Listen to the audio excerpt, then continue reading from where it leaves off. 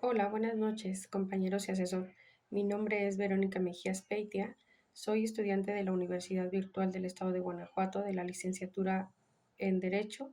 Mi número de matrícula es 21015536. Actualmente cursando la, la materia de Derecho Procesal Penal. Ahora con el reto 1, ¿cuáles fueron los antecedentes latinoamericanos de la reforma constitucional mexicana?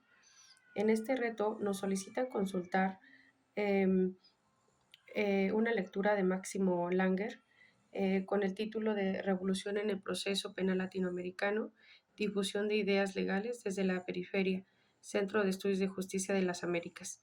En esta actividad se nos pide leer y dar respuesta a las siguientes tres preguntas. A continuación, doy inicio a lo solicitado. ¿A qué se refiere el autor cuando afirma que las reformas en materia de justicia penal se difundieron desde la periferia? Bueno, en un análisis neorrealistas de las relaciones internacionales y análisis de elección racional en el derecho internacional, señalan que los estados centrales pueden imponer leyes, normas y políticas públicas sobre otros estados mediante la fuerza, las amenazas u otros incentivos para avanzar sus propios intereses materiales.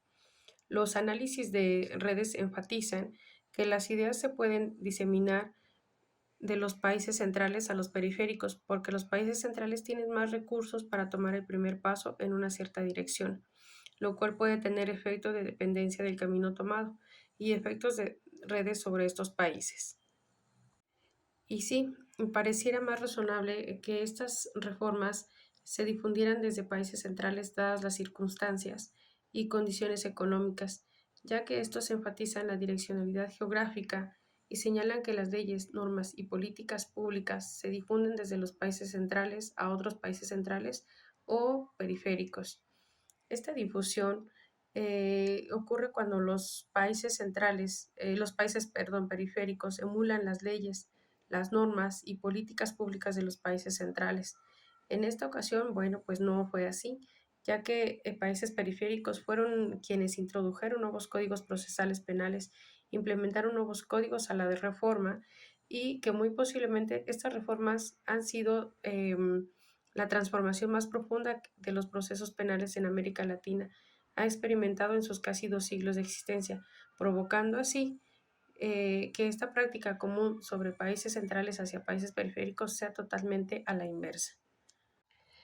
Ahora bien, la siguiente pregunta dice sí, ¿qué distingue a los códigos inquisitivos y a los códigos acusatorios en Latinoamérica?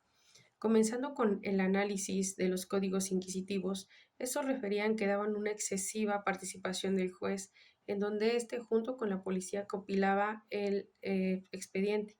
Este expediente documentaba toda la actividad procesal desde el comienzo del proceso, incluyendo la prueba, que el juez evaluaba en la fase de juzgamiento.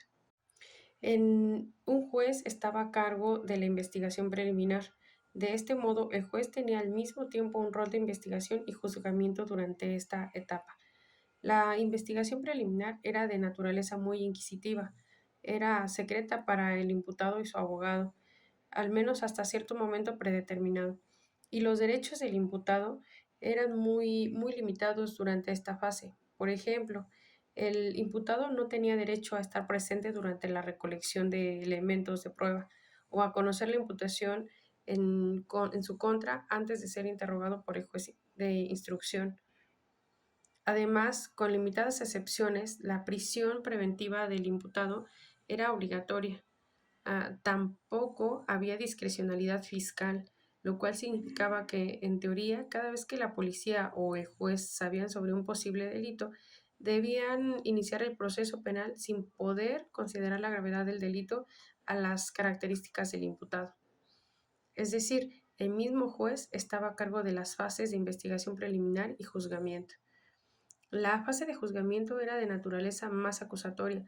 Por ejemplo, en un número de jurisdicciones había un fiscal que debía formular la acusación contra el imputado. Este último y su defensor también tenían pleno acceso al expediente, podían requerir la recolección de prueba de esta fase. Sin embargo, esa fase de juzgamiento también era muy inquisitiva, ya que era predominantemente escrita, de hecho secreta para la ciudadanía.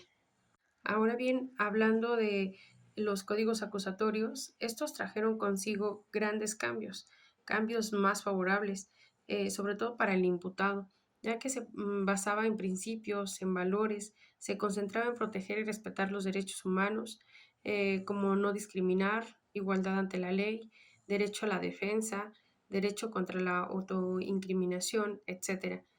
Entre estos cambios también se evitó el doble enjuiciamiento y a su vez la presunción de inocencia. Asimismo, y gracias a esta preocupación por el delito, colocó a la eficiencia del sistema de justicia penal en la agenda de muchos gobiernos latinoamericanos y abrió ventanas para políticas públicas, para reformadores, proponiendo la adopción de códigos acusatorios. ¿Cómo influyeron los actores internacionales en la formación y expansión de la red de activistas y reformadores en América Latina? Bueno, estos actores internacionales influyeron en la creación e integración de nuevos códigos acusatorios para mejorar y hacer un cambio radical en los códigos inquisitivos que eran muy necesarios de suplir. Todo esto gracias a investigaciones, a la creación de congresos y centros de apoyo.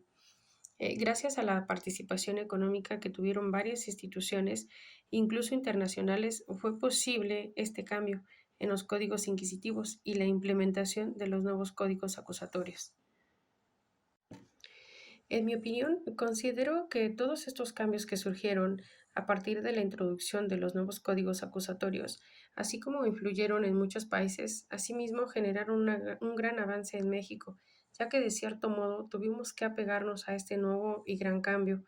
Un avance en nuestro sistema de justicia penal, el cual brindaba la promesa de tener procedimientos más justos, más enfocados al respeto de los derechos humanos y con el objetivo principalmente de que la impartición de justicia fuera más práctica, más precisa y sobre todo, bueno, pues más justa. Por mi parte es todo. Muchas gracias.